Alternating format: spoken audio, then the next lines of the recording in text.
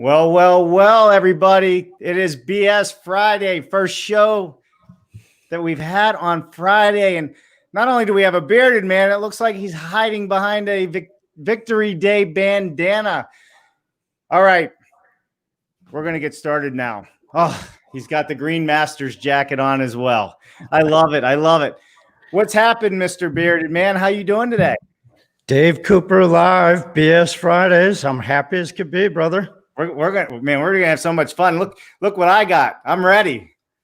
So you got yourself a root beer going on. I do. It's Friday, right? And I think as time goes on, we may even elaborate on that a little bit further. I got mine. Nice.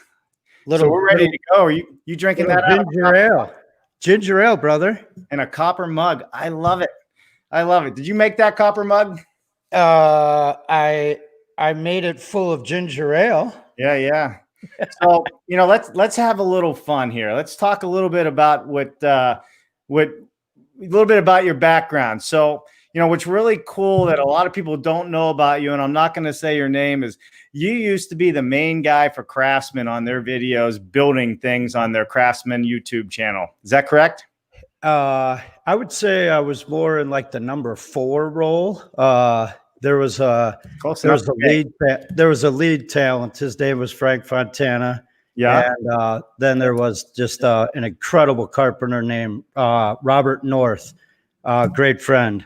And then there was a slew of people that came in and out. So I'd like to say I was the most popular one, and Frank was the most handsome, and Robert was the toughest Marine in town. He's a heck of a guy. Yeah, for sure.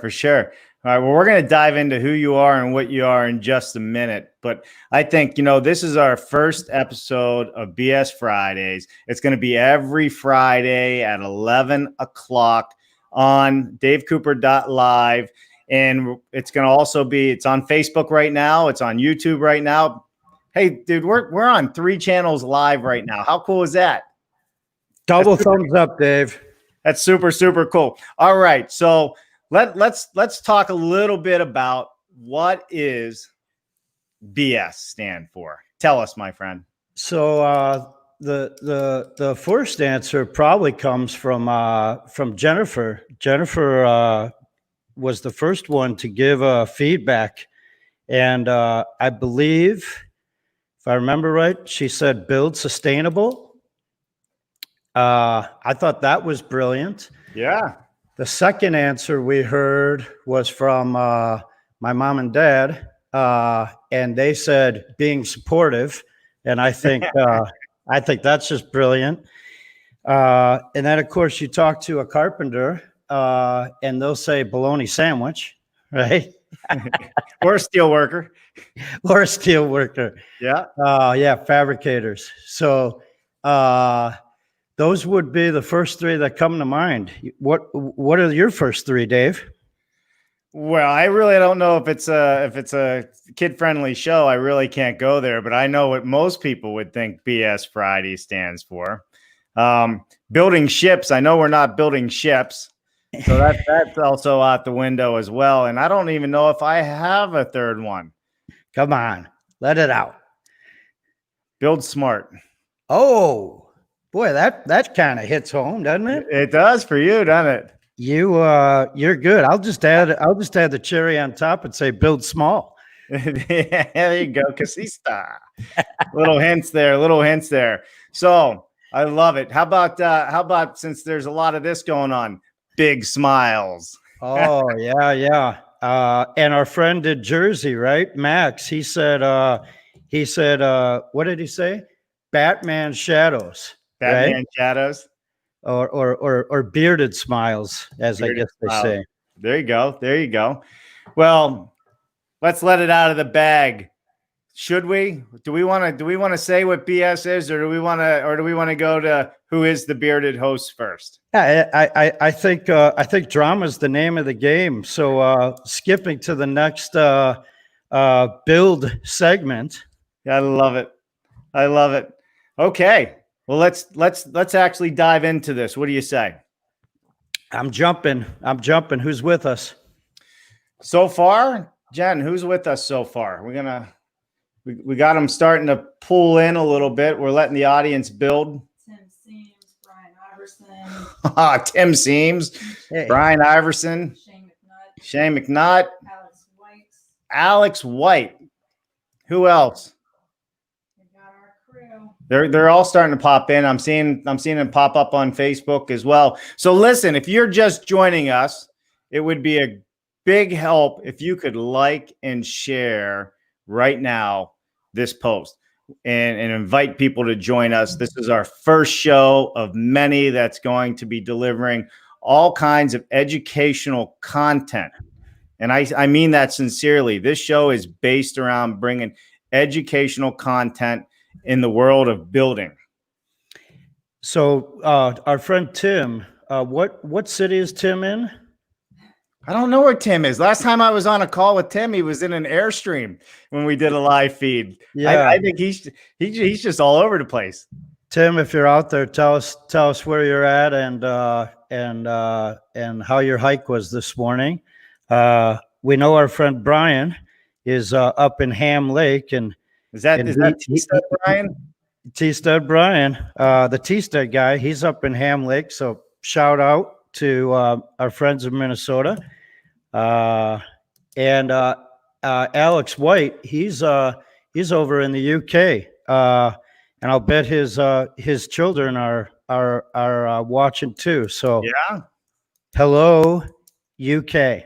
You know what? Let me just add a banner that says, "Tell us where you're from." How about that? That's great.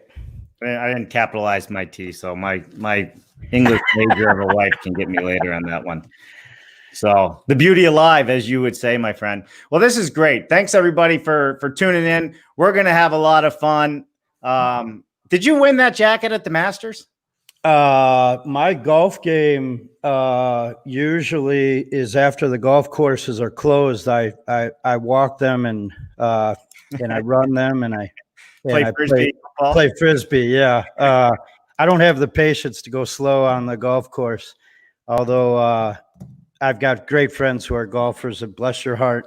I always thought the highest score was what you're going for. Yeah. I never quite got that down, but enter jokes as you will. Yeah, for sure. Well, I'm on the same path as you there. I am really good at driving the golf cart, and I'm even better at handing out drinks.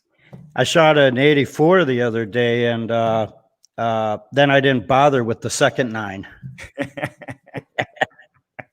Love it. All right, well, let's hop into this here. We got our audience built up. I think it's time to let everybody hear the definition of what BS is. And Mark, I think you're the perfect guy for this. You've been doing this a long time. You're credible, you're knowledgeable, you're handsome. I mean, I don't know how much further I can go without coming over there and rubbing your back, which I'm not going to do. So why don't you let us know a little bit about what BS is? I think the suspense, the building suspense is happening. So let's just say building science Fridays, not the bull, whatever you were going to say. So Full shots. Dave and I met over a year ago, and the joy of LinkedIn and the joy of the construction world allows people to meet and gain a friendship and gain a professional relationship without actually shaking hands in person, right? So thumbs up to those relationships. And building science is really that way too, right? We have experts in different climate zones. Hint, climate's important. And we learn from one another, right? We pass it along through trial and error, tips and tricks. And if you've experienced the north side of your house, or if you experience the south side of your house, well, other parts of the world might want to learn from that and how that affects our awesome awesome buildings. So building science creates relationships so that we can have healthy, comfortable buildings. Love it. I love it. And it's good for the planet. Amen. If it's Right. not good for the planet, it's probably not good for the people of the planet. That's right. That's right. Well, let's introduce you. You ready? Or you want to play some more drama? Your call, your show, Dave Cooper Live. I know it, but I'm having so much fun with this. So why don't we unveil you? Where's your bandana? You got to put it over your head, get your camera right, and we'll unveil you. This was sent by Ballast Point to keep me safe on in and out of the stores. Shout out to Jim Johnson in San Diego of Ballast Point for kick-ass bandana. And that's your unveil. Here we go, brother. So it's funny you just said that. Mark Willie, how are you, my friend? I'm doing I feel like great. I haven't talked to you yet. All good. All good. Yeah. Good to be here. You know, your timing was perfect because we had on a YouTube Adam White from Cambridge is on watching, and Adam said, "Big man, turn the camera up. We can only see half your head." Adam, you're always full of great advice, my friend, and shout out to your wonderful family and everything you're doing over there. I know we'll talk later today. You're a great friend and you're a leader in the industry. So part of the reason this show exists is because people like you supporting us. So shout out to you. Absolutely. So there we have it, everybody. We have the building science host. He's going to be driving most of the knowledge behind these conversations because you are the one with the knowledge, and I'm going to be picking your brain, and we're going to have a lot of fun. The whole idea of this is to be interactive. We want people to ask questions. We want people to make comments. We want people to tell us we're full of crap and let's argue it out. We're just going to have fun because that's what it's all about. Because some of this stuff, we're always trying new things, like you said, Mark, and it makes sense. It scientifically makes sense, but sometimes we also learn from failures, wouldn't you say? Every time, right? Every house that's built can be built better the second time, right? Yeah. We learn from that repetition, and so that is what it's about. It's putting something on the table that works, didn't work, or you need help figuring it out. And there's a stable, right? There's a stable of professionals. There's nothing better than sharing your idea with a room full of smarter people, because they're the first person to say, okay, I see you're about to fall there. We're going to catch you before you fall, and then we're going to lift you up. And right? I mean, why would you want someone to mess up on a building? You would not want that. All tradespeople, right? They show up to do a better job, right? They want to be better than the next girl next to them. They want to be better than the next guy next to them every time, because that's your accomplishment, right? You built that, right? You own it, and it's brilliant. So it's about sharing. It's about sharing and learning, and it all starts today, right? Every day is a new day. It is a new day, but it hasn't started today for you. You've been doing it for a lot of years, and I think we started joining you on some of the passive house things and some other things that are going on, and I was absolutely shocked at the amount of people, hundreds and hundreds and hundreds, on these Zoom call feeds, all enjoying a nice beverage. Where's my camera? Nice beverage and enjoying conversation and giving people the opportunity to present their ideas. They're building science structures that they've built and worked on globally, not just here in the States. And you know what? It's a lot of fun. And that's what we're finding out on social media and LinkedIn, just with this show.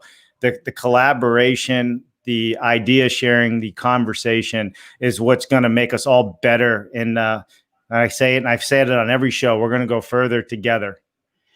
Dave, I talked to three people in Canada. Right. And that's right. Our neighbors to the north, they're right close. And I talked to 3 people in Ireland yesterday.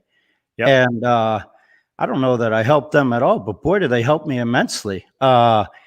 It was just an insight of something we were trying to figure out, and I just put it on the table. And each conversation was separate, so we're not going to go in that today. But it's the pool of people's knowledge, and it's the sharing of that knowledge.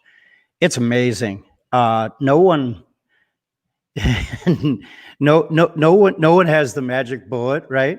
We all have little pieces of ammunition, and together, boy, we're shooting from the rocks and trees and everywhere, trying to make it work out.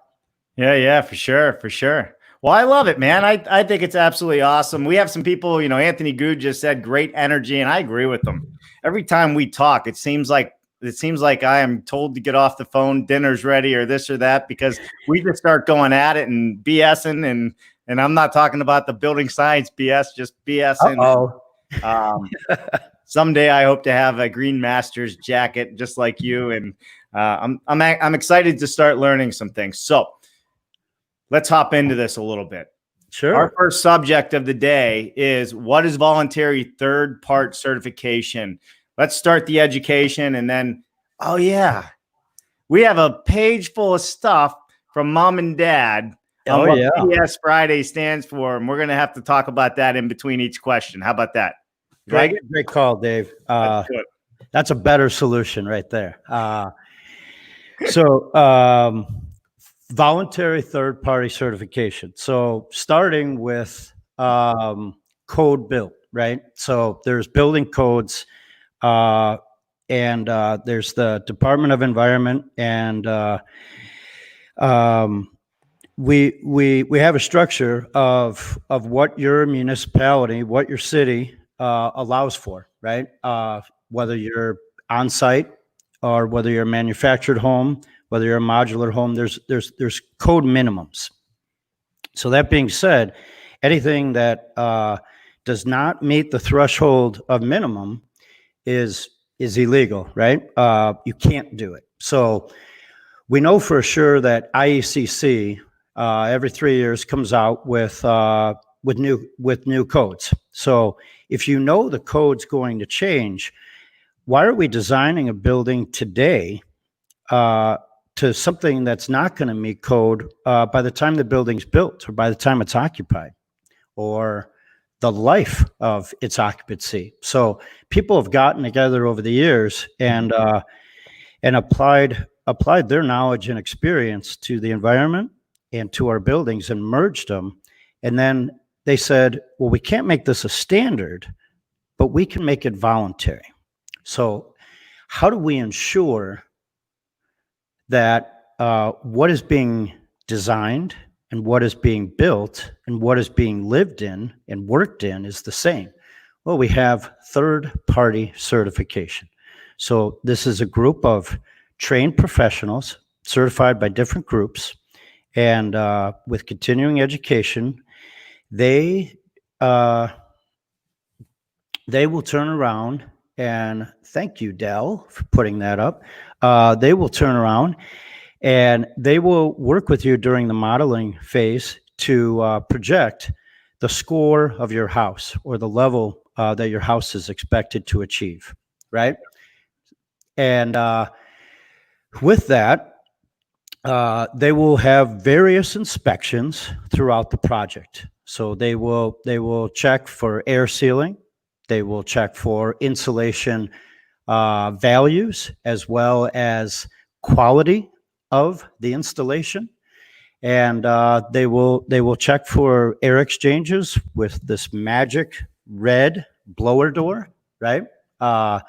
Throwing 50 pascals into or out of the building, or 75 pascals, and they're testing this. And then when the building's completed, it's testing again.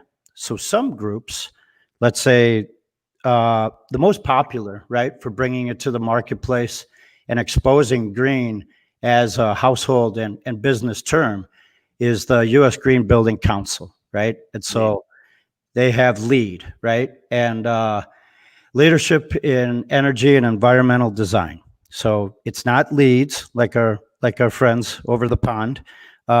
It's LEED, and it's a brilliant thing, and a lot of public buildings, when they're built, they're required to be a LEED minimum. Right. So beyond code, they have that. Then these commercial buildings, you have the well standard, so it's more health based, and brilliant concept. Then you have Green Star, and there's two Green Stars, right? There's Green Star in the U.S. that's kind of you could work on existing buildings, and you could do it room by room. Not that you can't do LEED for existing buildings, but that's kind of their focus. And then down in Australia and New Zealand, you have Green Star as well, slightly different. And then you have the Living Building Challenge, right? And they have their pedals, and it's just brilliant. They get into the minutia of materials and the health of the materials, the whole embodied energy, the carbon. It's really incredible. And then I'll tap into the last one, which happens to be my favorite, and that's Passive House, right? And we'll get into that later in the show, but there's at least 2 Passive House organizations, and the talk that you led into earlier, Dave, was the Passive House Accelerator, yep. Right? Is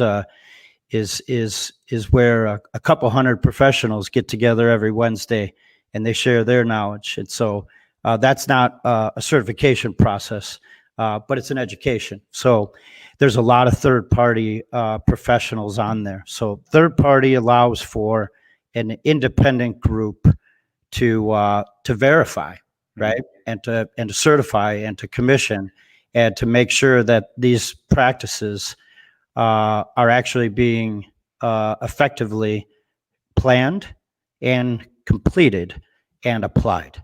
So brilliant people, and y'all know who you are. Hats off to you, and some of you will be joining us in the coming weeks. Yeah, for sure. So let me ask you this. For those that aren't part of Passive House, want to understand more about energy efficiency and in LEED and all that. When you start a design process, do you have to start with one of the organizations that do the third-party certifications in the beginning, so you're following their requirements, because all the requirements are not the same?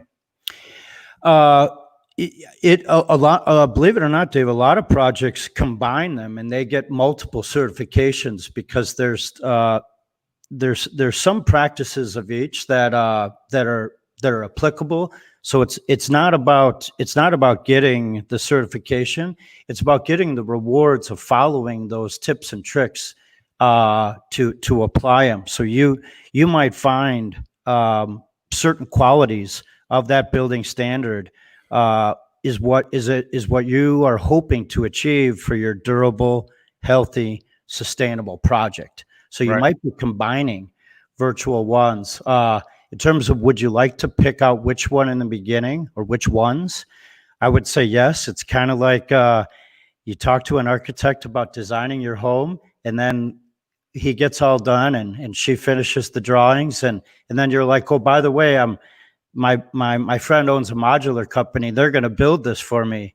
And they say, why didn't you tell me that in the first place? Right. So my answer came from my father with all construction projects. And it all starts with a piece of paper. Yeah. Draw out your plan, right? Figure out what you're trying to achieve, learn from your site, and then develop the team and the process to achieve the best results that you were hoping to enjoy for hundreds of years to come, not for 30 years. Right. So a question, audience question from Brian Everson. Brian asked, why can't there just be one? Why does there have to be so many? Why not one standard? I like direct questions, and I like answering with analogies. So why can't there just be one beverage? Why can't there just be one soda, one coffee? And I think it's because we come from different tracks, and some people like ownership, and they like to design their own thing. I believe here in the U.S. there's a strong argument for one process, because if you're really planning on scaling something, should each town have another hoop to jump over or crawl over or jump through, or should there be a standard in saying this is the minimum? Right? It's not, oh, I got close, it's okay. No, it's pass fail. You're either in it to win it, or you can't do this anymore. No more tools out of the truck, right? It's full speed ahead like a train. Yeah. Well, I mean, it makes kind of sense. I mean, you know, that's one of the great part about it, and I think it's one of the greatest things that we have in the trades now as well. Is it's kind of like kids. There's boundaries, right? You either pass or fail. There's no third place trophies. Yep. You know, and I think that's a life lesson in just of itself that we could probably talk on for. And I got 4 screws in my drywall. It's up. Does it look good? Is everything okay? Right. Okay. Right. You know, do you feel good about that? Do you put your name on that piece of drywall? Oh, I don't think so. So you're not taking lunch. You're finishing your job right. Yeah. Yeah. You know, it's funny. I'm really picking up on that. You love this stuff, huh? I mean, holy mackerel. It's coming through like it's almost oozing out of my microphone. That's how great this is. So I'm glad this is a 24-hour segment, right? We're going to go for 24 hours. Cause you know, did I hear that right? Well, I think on LinkedIn we can only go for like 4 hours, but I do think if you want, we can try and pull off a 24-hour show, and we get everybody from around the world to join us and have speakers on at different times, and somebody can sleep while somebody works. How about that? I better go buy some more granola and bananas and get a bigger tumbler of water. Right. All right, so we're going to move on to the next question. You ready? It's up on the screen. Explanation of modeling and testing. Let's talk about this a little bit, because it's kind of like you said, a lot of work's done on paper prior to anything else happening when it comes to this type of design and build. Explain it to us if you don't mind. So I wish I had the visuals sent over to you. So there's a friend that I met a little over 15 years ago. His name is Jason LaFleur, and Tim Hepner. So 2 friends would be the best way of saying that. And they used to use a photograph of the cockpit of an airplane, and you have dials and gauges and an immense amount of them. And so the folks that do the modeling essentially have a cockpit in front of them. And so they are adjusting the wall area, the window area, the roof area, the bends, the corners, the wall thickness, how-to materials, 3 materials, 4 materials, 5 materials. I mean, come on. These wall assemblies have layers upon layers of different manufacturers with different warranties pulled together. So they're modeling this, and they're including things like humidity, temperature. I live in climate zone X. The project is orientating with south-facing windows, right? There's so many variables, and the building and its materials and the size and how it goes together is almost an infinite, or you could go on to say it is an infinite amount of gauges. So affecting one affects the other. And then they're accounting for the next part. And the next part is anticipating your crystal ball of what's going to happen to that building. And then the best variable of them all, excuse me, the next variable is people. Wow, people. Why are people important? Well, that's what the buildings are all about, right? creating a condition where we can just enjoy them. So we all know what an uncomfortable building is, but do we know what a comfortable building is? Well, I argue that some people really do understand comfortable buildings. And so what they do is they account for the people in them. And why I say that is, I think a human is 98 point something degrees Fahrenheit, and that's a furnace, right? That is a humidity walking around furnace. And then there might be people that shower, right? There might be people that cook. What is that doing to our building? If we're a school and we have 4,000 kids in one part of the school, and then it's not occupied the rest of the day, how are we making sure that there's fresh air? There's continuous fresh air. There's not cold spots. There's not warm spots. It's a comfortable space. And the modelers and testers, they plan for that, and they verify that, and they work on the commissioning side of it. So these variables are accounted for rather than we built a building, it's uncomfortable. What do we do? Yeah.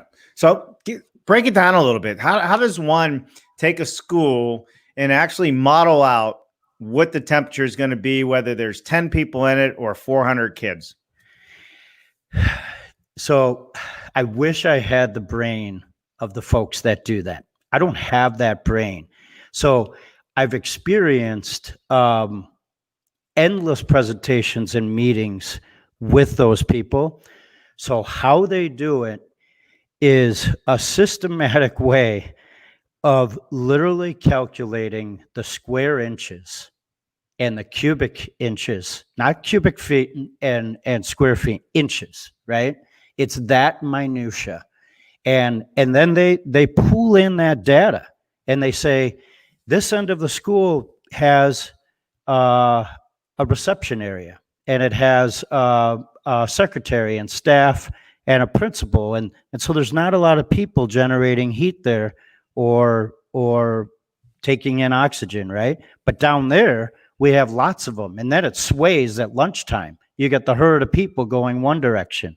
And then at the gym hour and at the basketball game, you have this sway. So they're anticipating it, and they're putting in systems that plan for it, either with variable controls in the walls and in the ceilings, and radiant panels and ERVs, HRVs, endless amount, right, of incredible systems and sensors that really prepare for that change, right? They're equipped like the cockpit to make reactions and to fly above the clouds in the jet stream. Yeah, for sure. I love the fact that you sit there and start laughing at your own answers. That's awesome. That means you love it. Well, I admit that they're smart. They're smart beyond, and I also see their challenges, right? Because they have it all dialed in, and then, but we need this giant window. And boy, that architect and building modeler is like, do you know what you're doing? Right. You know what you're doing by asking me to put in that window. And they're like, I want a window. Okay. Yeah. Yeah. I mean, but it makes perfectly good sense, right? And you're right. I mean, listen, we put people in space, on the moon, and there's some smart people, and it's funny that we still struggle with this. Yeah. What's the square foot cost of a NASA ship? You know, what's the price per square foot of a NASA capsule? Right. Well, I guarantee you there's no air leakage or radiant gain. One would hope. One would hope, for sure, for sure. All right. So that was a great explanation. What we didn't do that we said we were going to do between the last and first segment, and that was more on me than you, was we need some more comments from your folks. Let's hear what some of the other guesses are, because everybody, you have to understand, this is what's funny. Mark, you asked your mom and dad to guess what it was. And not only did they guess, they sat down and wrote you almost a book and it took them quite a while to finally get it. So Yeah. some of them are pretty funny. So we thought we'd share that with you. It also shows the patience of my mom and dad. We have one called Boring Subjects. We have one called Before Saturday. We have one called Be Serious. That one almost went the wrong direction. Got it. All right. It is Friday, everybody, and I am drinking root beer. We have Bright Side. We have Better Studs, and we have Better Service, and we have Barnes and Silos. Barnes and Silos. Well, you are into tractors and trucks, so that would almost be a good guess, right? Yeah, imagine that. They know me. yeah, no. Well, hey, listen, that's probably a good thing. For sure. All right. So listen, if everybody, you're joining us now, we are live on 3 locations. LinkedIn is our main platform, of course, but if you're on YouTube and Facebook, we thank you so much for joining us. Please like and share and make comments because we can see everybody's comments. I have Mark Bare Naked Willie, and thank goodness he's not naked, on with us today from, Oh, is that purple on the inside of there? Purple box. I love it. So everything that we're talking about has to do with building science with a little bit of fun intertwined. And if we get a little off color every once in a while, well, that's what it's about. It's Friday. So we're just going to have fun with it. If you have questions for myself or for Mark, and I'm sure Mark's going to get a ton of questions, start asking away. Definitely. And at the end of the show, you can tell everybody how long you've been growing that beard too. Got it. All right. So we're going to move on. How does third-part verification work? Should that be party? Did I spell that wrong? Third-part verification. Yeah, we need to add a Y in there. So that's why we have third-party verifiers, right? To tell us what we need to do. You set me up on that one. I love it. You go, boy. All right, third party with a Y. Party with a Y. So I guess third party evokes a feeling of fun, right? But I got to tell you, it's not fun. So these people that are third party verifiers, they become your friends, right? Because so backing up, how does the relationship begin? You said, do we pick which voluntary standard we want to go with? And so ultimately we do. And then what they strongly suggest is that we have a design meeting, right? Of all the trades coming together, of all the designers and architects and material suppliers coming together and say, hey, we need this to work. We need to have success. We need to understand all the variables involved in creating a successful project. So they have, some people call it a design charrette. The word charrette is acceptable to some, and thumbs up to those that use that. But in all reality, it's a meeting, right? It's coming down with a piece of paper and a list and an order and a process to get it to go through. So it works in the beginning. You would be foolish to think that you can call up a third-party verifier and say, hey, we just finished our passive house building. Can you come test it? And they would say, what are you thinking? What are you thinking? And then they would probably move on with their day because you're lost in the sauce. So they actually need to be a part in the beginning. You have to submit your project for pre-project review. And so it starts in the beginning.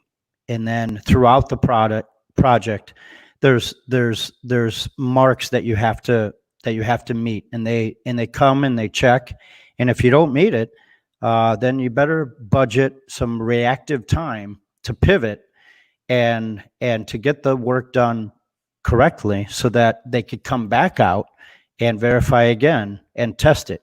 If you have people on the scene It might be a minor issue, and you could get it done while they're in other parts of the project. They might be doing duct testing while you're going back and fixing your air sealing, and then you don't have to have them come back out. So they're involved in various phases of the project itself, and then at the end, there's lots of work of verifying the products and how they came together, and then we find out pass or fail and at what level of completion the project is. And then you get awarded those thumbs ups, right? Whatever your group is, whatever, be it passive house or lead, there's different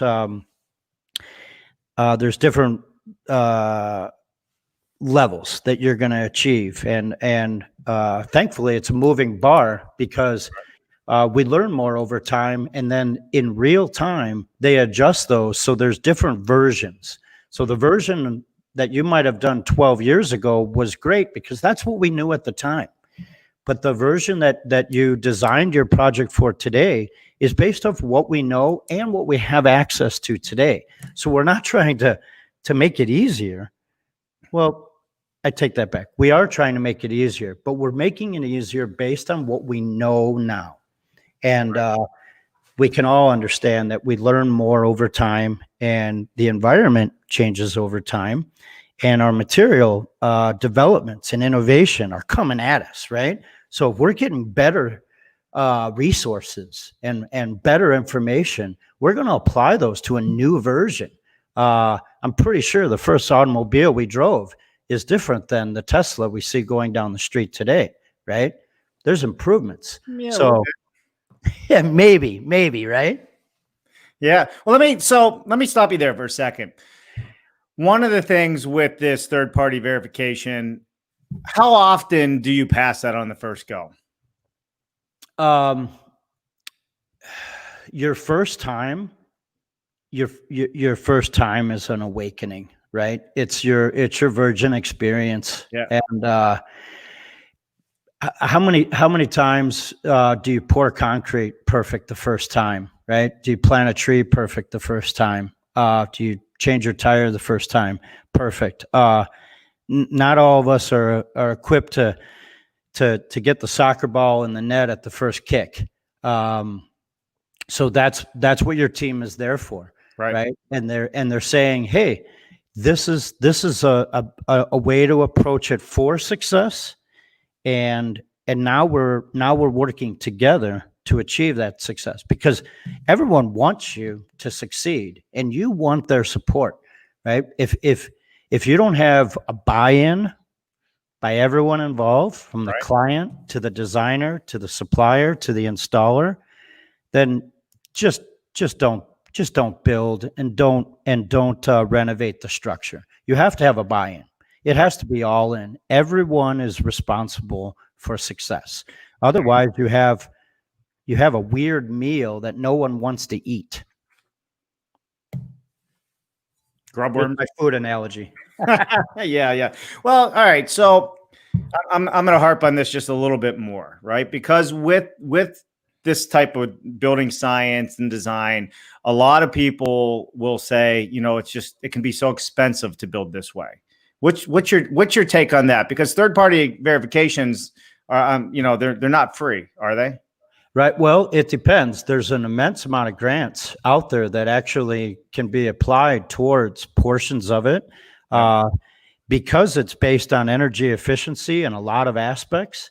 I truly look at it as a trade-off. So it's not a sales answer. If anyone thinks that's a slant, it's not a sales answer. I'm not about selling.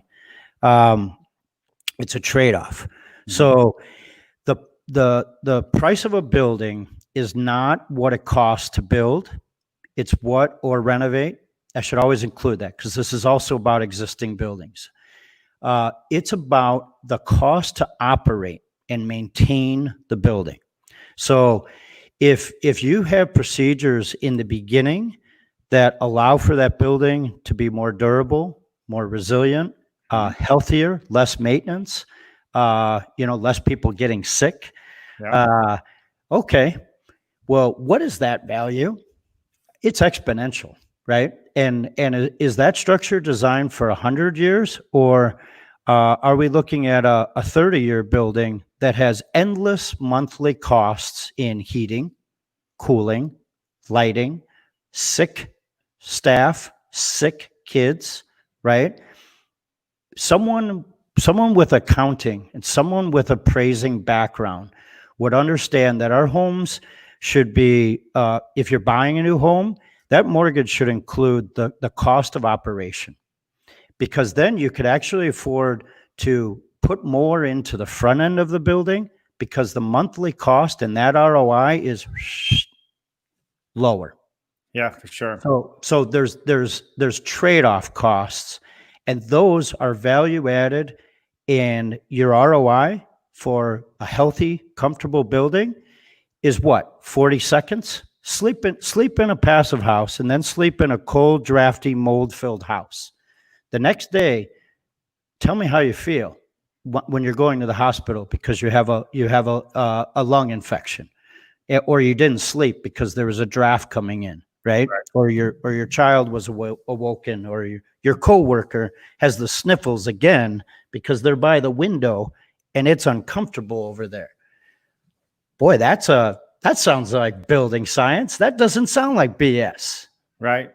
For sure. So, I agree with you. So years ago, Jennifer and I built a LEED certified silver modular home. We were the first ones, at least in the article, it said that, to do that. And this is going back, it's got to be 12 years by now, or 2008. Yeah. So, and it was a learning experience. The documentation that we had to go through, we had a binder 8 inches thick of the documentation of not just the house, but the environment outside the house and what we put in it. So it is a process to learn, but we also learned after that was it's like when people want to build off site.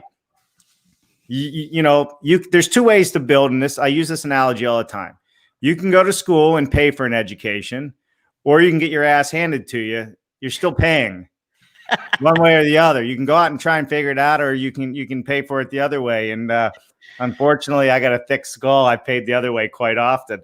I got a question here that came up. I want to put out. Congratulations on the LEED silver. Much respect to you guys. And that binder of information is incredible, because what happens when you buy a house and your furnace goes out, or, any number of things happen? You don't have that information.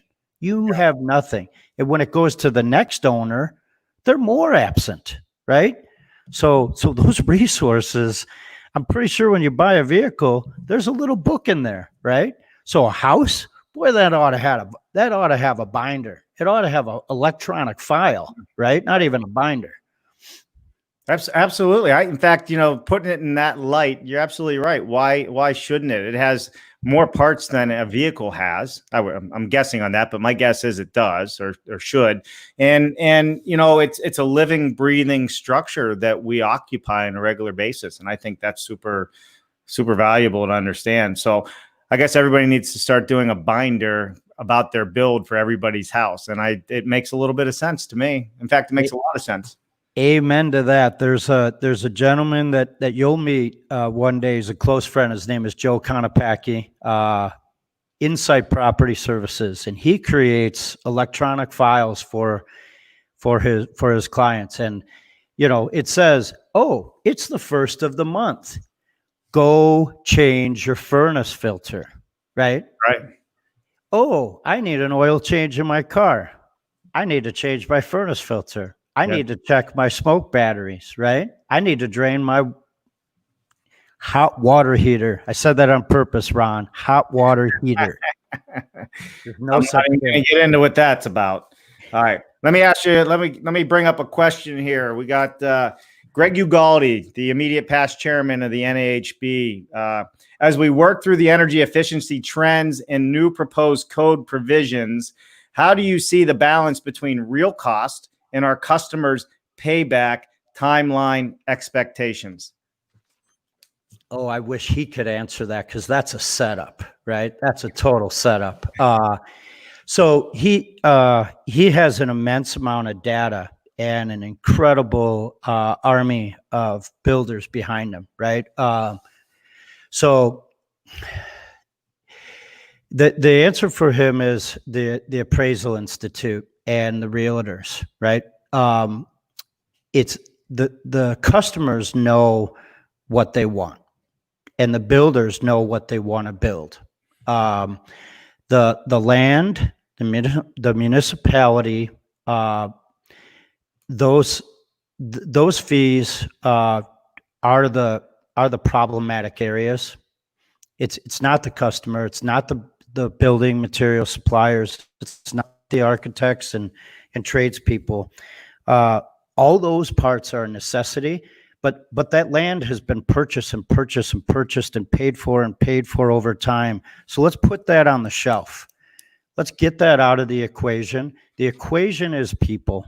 People need to live in buildings, and they should all live in buildings. Homelessness can be solved with groups like the NAHB, and we all have the solutions, but there's variables in the way, and typically I'm going to have a target on me, and that's fine. I've had a target before, but the municipality, if you're bringing a building to an area, how about put a flag down and say you're welcoming it, and you're going to support it, and you're going to embrace it, because there's jobs created, and there's lives being saved and transformed by that happening, and your revenue's coming, right?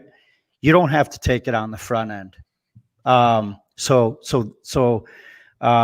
bring the target to me. It's fine. I got thick skin. I got good shoulders, and I got tough boots. So it's no sweat. But the banking world can get support by changes in the appraisal world to say the cost for the building includes the cost for its operation. When that happens, we will be able to build structures that last and have less maintaining. And if you want to know where to get the data from, go to Sweden in 1970, right? We're 2020 in the US. Go to Sweden in 1970. They changed it in months. The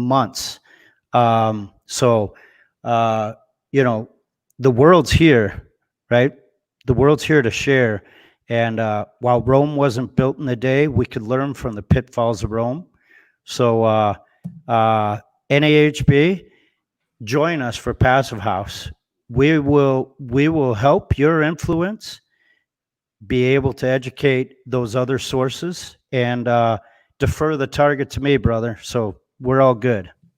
Yeah. Well, hey, listen, Greg said great answer. I'm actually looking at, always curious to the balance and what can people afford. And I have to tell you, Greg, he's been very supportive of everything we've been doing online, and tuned in last time you were speaking as well. And I think, it is a touchy subject, because it's a fine line between what people understand and what they don't understand. And there's a balance of education that has to happen between what's filling somebody's pocket, and they ignore a different way of doing it. And I think, that's part of this discussion. So I thought that the timing for that question was great. And I think that one of his other parts was, what can society afford? And I think oh, I'm sorry. I got somebody in the background here feeding me answers. Jennifer's back there, everybody. So what can society afford? Well, yeah. We can't really have good, better, best, right? We can't afford to make crap, right? We don't want to design our houses like the Yugo, right? We want to design them to be comfortable and healthy. End of story. I don't care if you use the word green, building science, Passive House, any of these variables. Healthy and comfortable and energy efficient. Those are the words I choose. Stronger, smarter, right? So that has to be engineered. And if you're factory built, my hat's off to you, right? If you're site built, find a way to train the trades, because there's not a lot of folks out there that are able to do that. So The NAHB is great, and I welcome conversations about how to build better boxes, because if we always do the same thing, we always get the same results. That's right. That's right. All right, let's jump on. We gotta keep moving, my friend. That was an awesome answer, and we're gonna get through. We got a lot of comments and questions, and I know people are making comments on that, and even Greg says, Mark says he's not about sales, just because I want to end this right here. However, I will take him in my sales model on any weekend, so I will take that. That's a very, very good compliment. So I make a great co-pilot, brother. You drive, and I will rally the troops, and I'll carry my own hammer, my friend. Yeah. Oh. How much fun is that? We have some pretty high level people joining us and interested in this conversation. And I think, having tough conversations and having fun on this whole show is what it's going to be all about. And I think we welcome that. And if anybody else wants to ask those questions or hard questions, that's what this whole thing's about, because we don't all have the answer. So moving on. I got a couple from mom and dad. Oh yeah. I forgot the mom and dad. Let me take it off. Dad, your parents are going to hate me. Come on, mom and dad. Let's hear.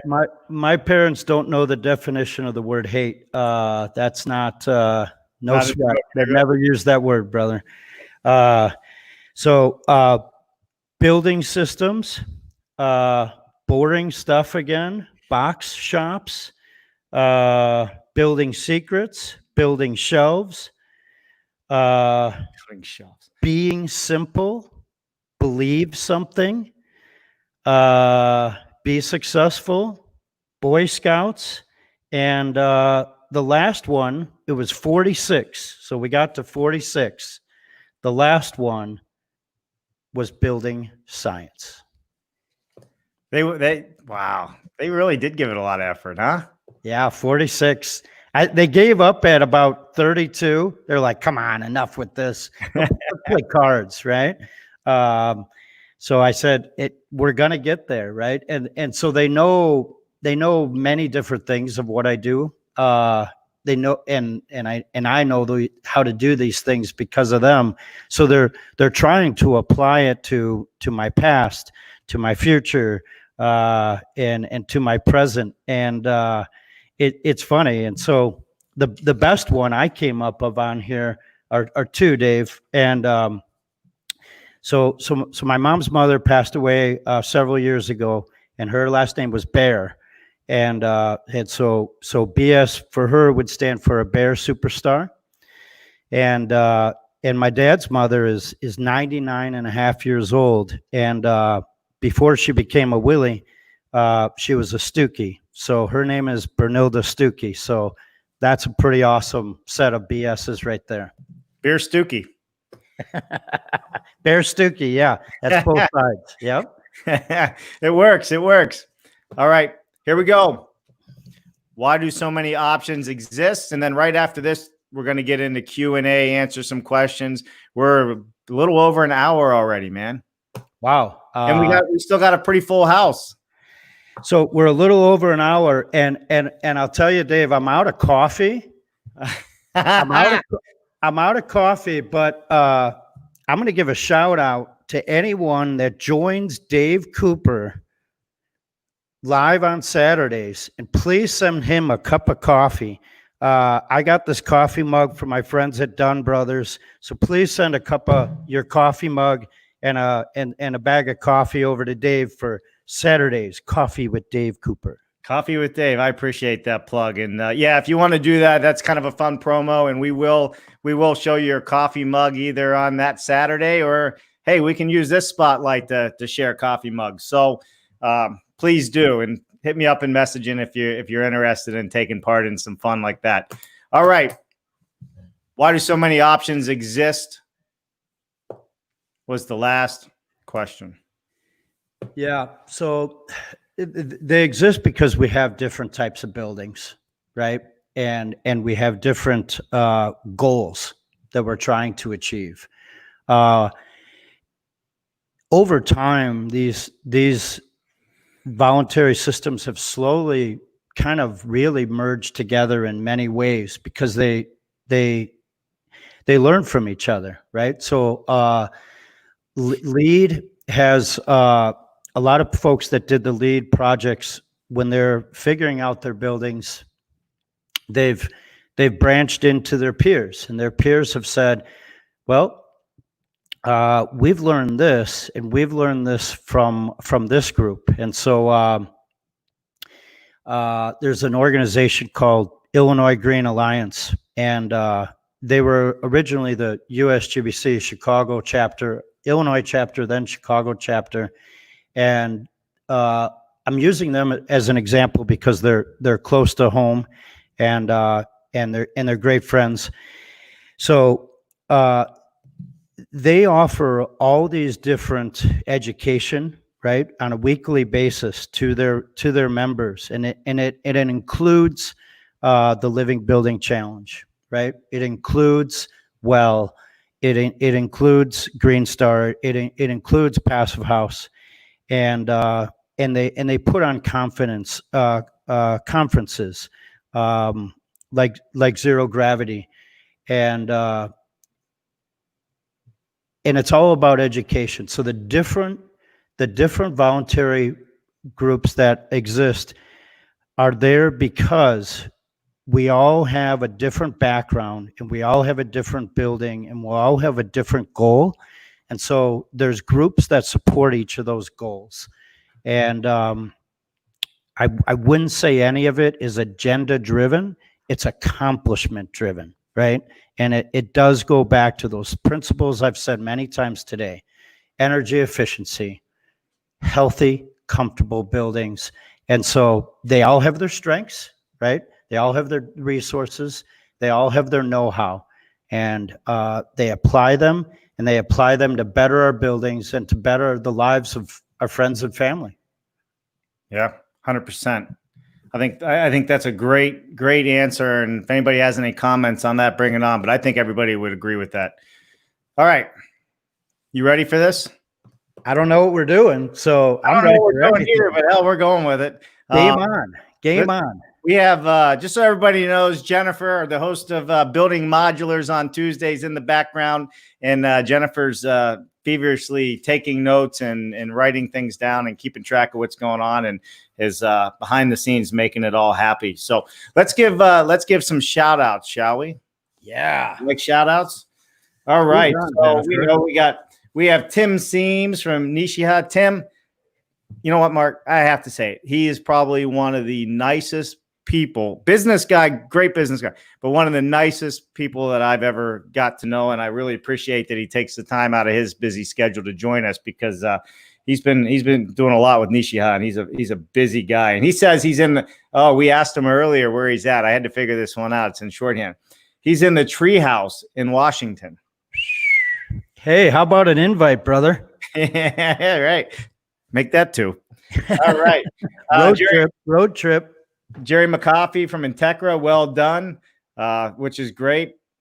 Brian Iverson from U.S. Engineered Wood. I have a feeling you know that guy. He has some questions we're going to get into. Shane McNutt from Ohio. I hope I'm saying that right. We have Alex White, Passive Purple, Airtight Vapor Control Membrane. Very Alex cool. Alex is a good friend. More on him later in the weeks to come. Awesome. Looking forward to it. Andrew Seeley from G-Pod Americas. Yeah, brother. Yeah. So, and here's a shout out to Anthony Good. Anthony, I don't know if you know Anthony, but he's on a lot of the, conversations that happen, and an engineer out of New Jersey. And I have to tell you, he's super, super into this offsite construction community. So Anthony, if you're still listening, I know he's looking to jump into this with 2 feet. He loves offsite so much, and he's looking to make a job switch, if I recall the conversation I had last week. So Anthony Good, if anybody's out there looking for a real smart, enthusiastic person.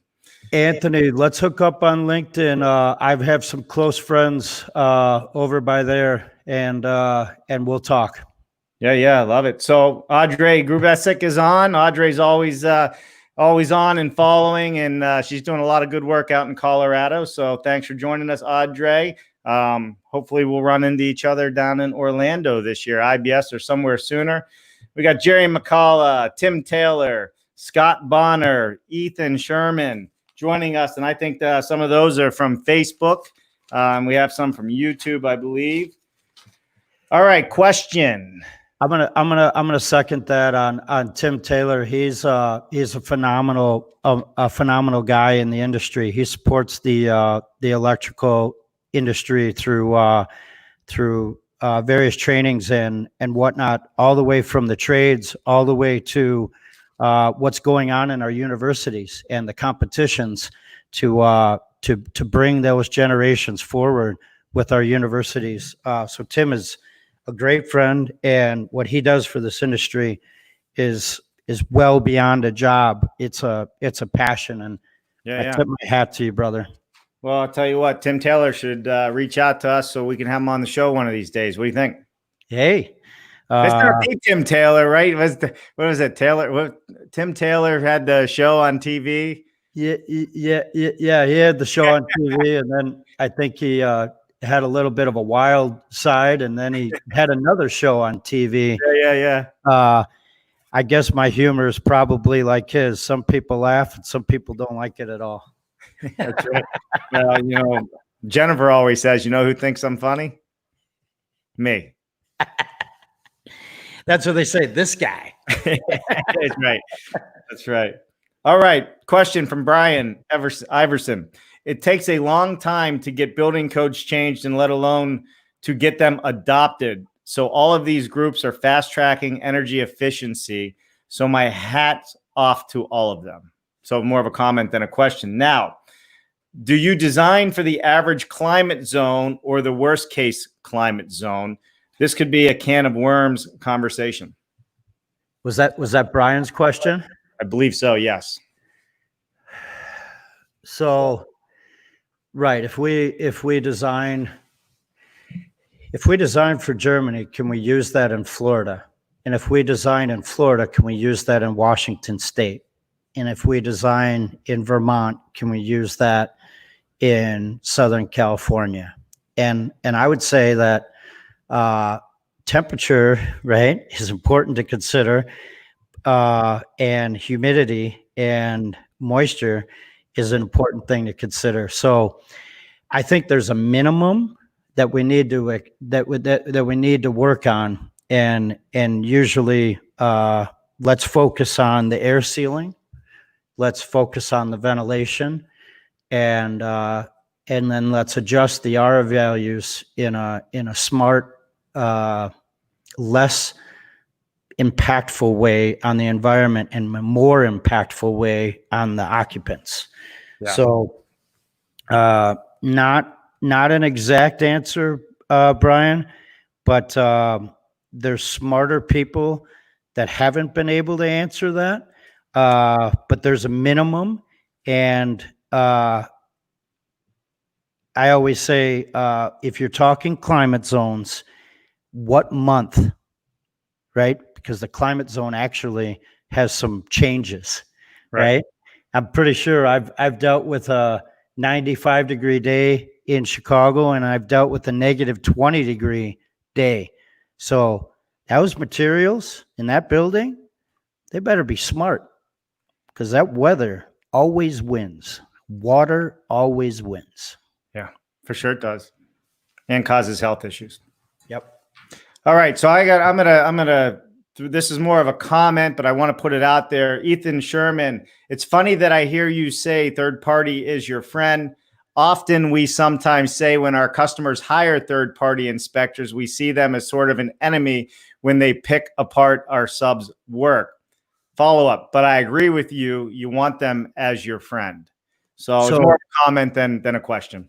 Yeah, with his comment, look, if you're doing the projects where someone's verifying your work, they're also saying, hey, these contractors are achieving what they agreed to achieve, right? So they're also, the third party folks are also their ambassadors, because when you're successful with them, they're going to invite you to projects too, right? We always say, did the architect get the project? Did the builder get the project? Did the factory get the project? Did the third party person get the project? I don't know who got it first, but what team did you assemble, right? You assemble a team based on success. You want the right manufacturers and the right players, because he and she, him and her, we all get together, and together we have a fun time because we're successful with our plan. Always. Perfect. Good answer, or good response, I should say. It wasn't really a question. All right. So Osama Ulabi, I think is how it's said. If it's not, please don't kill me in the comments. Just give me a call and we'll talk it out. I try and get it right. Climate simulations. We do it for every building type. It is brilliant. Thanks for highlighting it. Yeah, and to your comment, please share your case studies, right? If that's what you do, my friend, share it with others. Because the more people you share it with, it's a domino effect. So let's have some fun and let's learn from one another. That's what it's all about. Further together. All right. Some more shout outs. We have Steve, I think, is it Duguay? Thinker Modular Designs from Toronto. Oh, greetings from Toronto, our friends to the north. Y'all have some great restaurants up there. And, I know there's only one sport played in hockey town. So I know you guys are missing hockey up there. So shout out to you all. And the ponds are freezing soon. Not too soon, I hope. In fact, we were just up in Montreal a few months ago with our kids in a hockey tournament. So, and I have to tell you, they were so delightful to be around and play with and compete against. And you're absolutely right. It's not just a hockey town; it's a hockey country, and a lot of respect for them. Had a lot of fun, even though it was snowing and it was like 70 degrees down here when we went up there. Speaking of kids, I believe BS stands for birthday surprise. So happy birthday to your son, Dave. Happy birthday. Thank you. Yes, he is. Big 4. Celebrate the 4, the terrific 4. Always 4. Always 4. Beautiful age. All day this morning, he's just running around. It's my birthday. It's my birthday. He's just running around, singing it, wanting to open up gifts and all that. So yeah, we're going to make it a lot of fun for him. My idea for you and Jennifer is to celebrate his birthday for 364 days, rest, repeat, and then celebrate it again. Love it. Hey, listen, we actually, we subscribe to that. Usually we're only doing it's your birthday month is what we get into. Love it. Love it. Birthday months. Yep. So it's awesome. All right. Of course, Greg Ugaldi, Adam White, thanks for joining us. And Osama Olabi, what is it? Ascendance? What does that say? Ascendancy? I got to work on my tongue tie twisters here. Ascendancy, Curtis Daffler, Purple Box. So I mean, we've had a pretty full house most of this whole conversation. So a big shout out and thank you to everybody. Those of you who watched but didn't like and put your name out there. We still appreciate the support. Anytime you can like and share this, we're trying to grow a community in regards to building science, and we're trying to bring different worlds together. I come from the offsite world, the modular world mainly, but I support everything offsite because it makes sense environmentally, and it only makes sense to bring in somebody like yourself, Mark, that really is into energy efficiency, passive house design, and always pushing the envelope. So if we can make our worlds collide, brother, we're going to have a lot of fun. We're going to grow this thing, not just nationally, but on a global basis. And maybe we can all do good, not only for the world, but, for our children and everything else that comes out of smart design. That's why I like this time, because it's allowing the folks in Cali and West Coast to get going, but to our friends in over the pond that are wrapping up their days and that we can all kind of jive together. Shout out to Curtis and Kathy down in San Diego. I know you got your kids that you're teaching at home again today while you're working. So for all of our friends that are working with their spouses or without spouses, and with kids or without kids, much respect to each of you, and thank you for joining us and inviting others. We will be back next Friday in your kitchens, offices, porches, boats, wherever you are. Decks, space. Maybe we can get on the space station one of these days. Yeah, that was Oh, Sean. hey. That was Sean from 475. Did you see him? He's always his No. background is NASA Yeah. or Star Wars, and I always laugh and I say, "Are you on that Star Trek ship?" And he just gets angry. He's like, "It's Star Wars." Well, I got a challenge for everybody out there real quick, because there is one person that has beat everybody, and that is they tuned in from a treehouse in Washington. Oh yeah, Tim Nitchy. He's got his beat on that one. Well, listen, everybody. Mark, I know we could go on